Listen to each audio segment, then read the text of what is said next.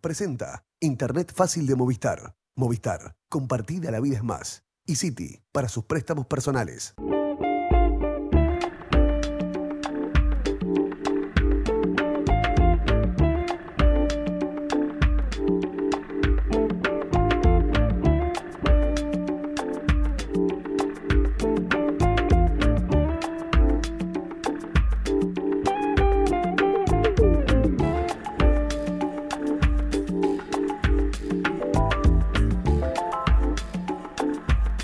Amigos de Claves Económicas, bienvenidos a nuestro encuentro semanal aquí en Nuevo Siglo TV para analizar los temas centrales de la economía, las empresas en nuestro país, en la región y en el mundo. Hoy con dos asuntos que claramente están en el centro de la consideración pública, de la preocupación de algunos, tal vez de la curiosidad de otros, el interés general, la tributación al agro, a uno de los sectores que durante la salida del Uruguay de la crisis y este crecimiento reciente, ciertamente histórico, lo ha protagonizado. Si bien en los últimos años el crecimiento del sector agropecuario se ha moderado, ha estado ciertamente como una de las locomotoras.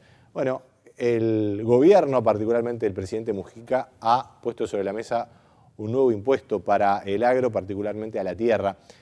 Y queremos, más allá de analizarlo en términos políticos, ver qué pasa estrictamente cómo el productor rural tributa hoy impuestos. ¿Qué ha pasado luego de la reforma tributaria? ¿Cuáles son las distintas vías de aplicación y de aporte? Vamos a estar recibiendo en minutos a Héctor Álvarez, que es el tesorero de la Asociación Rural del Uruguay, el hombre que conoce con detalle los temas vinculados a la contabilidad de los campos, el productor y qué pasa con los tributos. Y antes de eso, nos vamos a meter en otro tema que ciertamente está en el interés, en la preocupación, en la curiosidad también de muchos. ¿Qué está pasando con el mercado inmobiliario en un contexto de crecimiento de la economía uruguaya con rasgos de recalentamiento según muchos analistas? Para analizar este tema, ¿hay burbuja o no hay burbuja inmobiliaria? Vaya pregunta.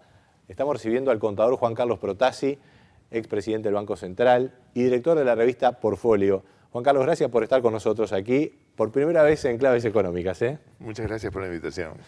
Bueno, creo que la pregunta es directa, ¿verdad? ¿Cómo ves ahora el mercado inmobiliario? Es un mercado complejo, pero es un mercado muy importante porque hay reservas de capital de la gente y también costos para la gente. Efectivamente hay rasgos de burbuja. Una entrevista que se te hiciera en el suplemento de Economía y Mercado del diario El País despertó una fuerte discusión, intensa, interesante. ¿Cómo lo ves? Bueno, yo creo que primero tenemos que clarificar un poco el concepto de lo que es una burbuja. Una burbuja es cuando los precios del mercado se separan de los fundamentos de los precios que deberían tener esos activos. Los fundamentos de los activos tienen que ver con el rendimiento que se obtiene. Un activo inmobiliario me da un rendimiento porque lo puedo alquilar y otro rendimiento porque puede aumentar de valor. Cuando esos rendimientos están exagerados, entonces los precios del mercado se elevan. Pero no es esa la única razón, también depende del costo del capital. Si a mí el capital no me cuesta nada, yo voy a invertir en un activo para poder obtener un rendimiento, ya sea una propiedad, ya sea un campo, ya sea una máquina, ya sea lo que sea.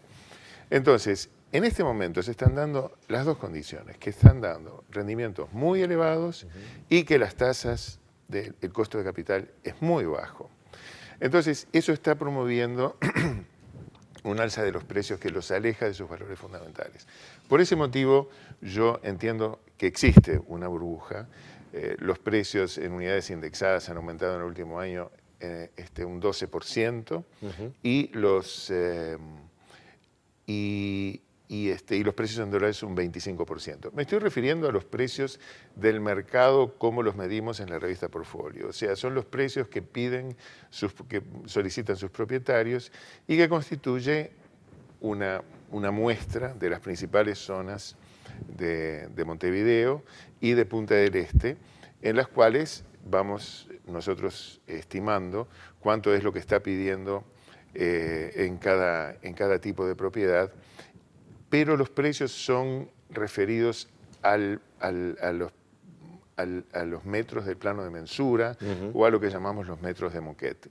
Entonces, es una medición diferente de la que usualmente se suele hacer, porque es lo que realmente importa, cuánto me está costando el metro cuadrado. El metro cuadrado. No me importa si tengo espacios comunes, no me importan los muros, no me importa...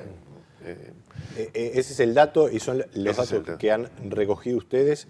12% de aumento de unidad indexada, lo cual en el último año. En el último año. El último dato que es del primer trimestre.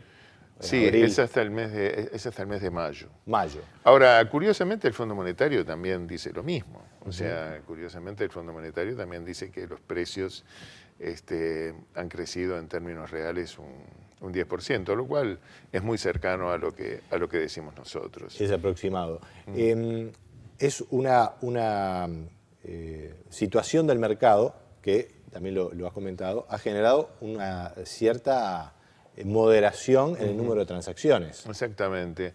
El número de transacciones, una forma de medirlo es a través de la recaudación del impuesto a las transmisiones patrimoniales, y este impuesto ha mostrado una caída en sus valores, tanto en términos nominales como en términos reales, lo cual es un indicio de que hay menos transacciones debido posiblemente a que los precios ya están muy altos. Eso sería un síntoma, mirado de cierta manera, si bien obviamente seguramente a la gente que está en el sector inmobiliario no le gusta mucho que baje la actividad, es un síntoma de cierta... enfriamiento, yo diría. De enfriamiento, pero a la vez va hacia una tendencia un poco más sana.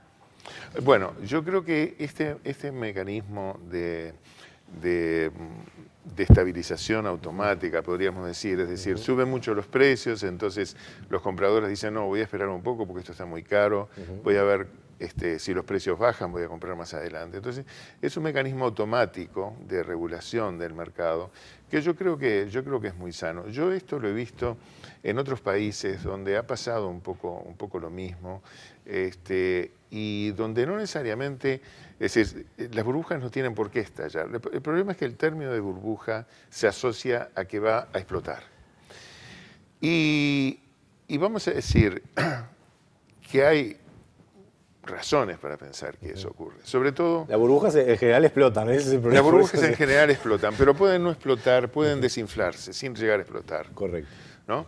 Yo esto lo he visto, por ejemplo, en Costa Rica, donde se había construido mucha vivienda, mucha propiedad en la costa, sobre todo para las familias norteamericanas.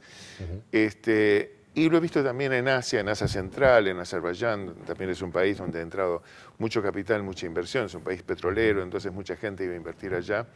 Y de golpe, cuando el petróleo empezó a bajar, la gente empezó a llevarse los capitales o a entrar menos capitales, y eso provocó un enfriamiento del mercado. Pero no estalló para nada, ni acá tampoco. Lo fundamental es que hay que distinguir básicamente dos burbujas.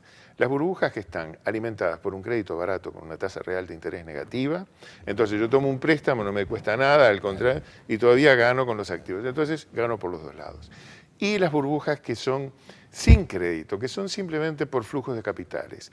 Esto ha pasado, por ejemplo, en la burbuja de los .com en la década de los 90, no fue alimentada con crédito bancario, sino que fueron capitales que se fueron a radicar a Estados Unidos, invertían en estas empresas. Entonces, en el caso nuestro, el crédito bancario no ha tenido participación, o sea, es una burbuja del segundo tipo. Y las burbujas del segundo tipo no son dañinas para la economía. Son dañinas si estuviera, vamos a decir, el Banco República o estuvieran los bancos prestando una tasa ridículamente baja. Seguro. Pero acá hoy se está prestando en unidades indexadas, que es un préstamo muy costoso para la gente. Entonces, realmente, y esa es una de las razones por la cual creo yo que, y ha sido beneficioso, que no ha habido tanta demanda de préstamos para comprar propiedades. Es una burbuja entonces de segundo tipo, como decías. Exacto. Y fundamentada más bien en aspectos de la macroeconomía. Fundamentados en aspectos de la macro y yo diría internacional. Yo creo que hay un elemento que sí me parece que que está contribuyendo en lo doméstico, que es la política monetaria del Banco Central. La política monetaria, tratando de contener la inflación, trata de restringir la cantidad de dinero, elevando indebidamente las tasas de interés. Las tasas de interés hoy están promoviendo un cambio de dólares a pesos que hace que el peso se aprecie o que el dólar caiga. Y eso está fomentando aún más esta burbuja del ingreso de capitales que vinieron del exterior en busca de un rendimiento en los países emergentes en general y en particular en Uruguay. Entonces tenemos dos fuentes que alimentan la burbuja, que no es el crédito, y eso es lo que hay que distinguir. Claro. Hay gente que dice, no hay burbuja porque no hay crédito. Es verdad, no hay crédito, pero la burbuja se alimenta de otro lado. La burbuja se alimenta de las bajas tasas de Estados Unidos y de la política monetaria del Banco Central, que trata de contener la caída del dólar tratando de comprar dólares sin plata.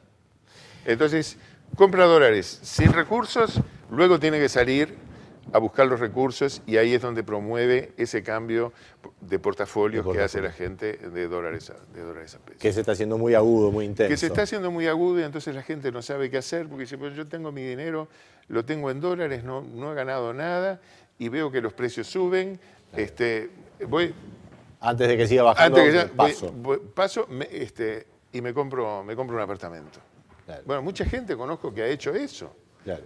Porque, bueno, lo que pasa es que... Claro, ya está llegando a un nivel de precios en dólares. Está llegando a un nivel de precios en dólares que hoy está desestimulando a... Eso también. Eso también. Y yo creo que dentro de estos procesos, digamos, de aumentos, hay especulación en todas las partes, pero sobre todo ha habido un aumento de costos insostenible. Es decir, la construcción hoy está amenazada. Vamos a ir con ese tema, vamos a escuchar a Julio Villamide, un consultor especialista en estos temas del sector inmobiliario. Vamos a ver su punto de vista, pero también nos vamos a meter justamente en el contexto macro, porque según lo que nos estás explicando, el tema de la evolución del mercado inmobiliario es una consecuencia más de temas macroeconómicos que efectivamente están afectando ese y otros sectores. Seguimos dialogando con Juan Carlos Protasi, aquí en Claves Económicas.